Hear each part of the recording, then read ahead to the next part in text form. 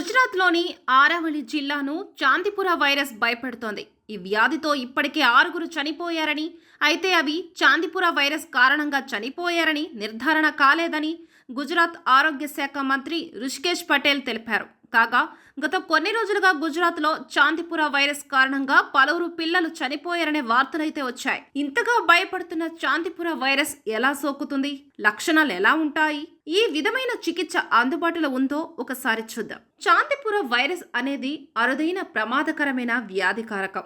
ఇది జ్వరం, ఫ్లూ వంటి లక్షణాలు, తీవ్రమైన మెదడువాపుకు కారణమవుతుంది. ఇది ప్రధానంగా దోమలు, టిక్లు, శాండ్ ఫ్లైస్ ద్వారా వ్యాపిస్తుంది. ఈ వైరస్ ప్రాణాంతకమా?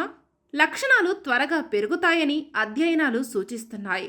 ఇది ప్రారంభమైన మొదటి 24 గంటల్లో న్యూరోలాజిక్ బలహీనత, ప్రాణాంతక ఆటో ఇమ్యూన్ ఎన్సెఫాలిటిస్కు దారితీస్తుంది. వ్యాప్తి చారిత్రాత్మకంగా అధిక కేసుల మరణాల రేటును 56% నుంచి 75% వరకు చూపించింది.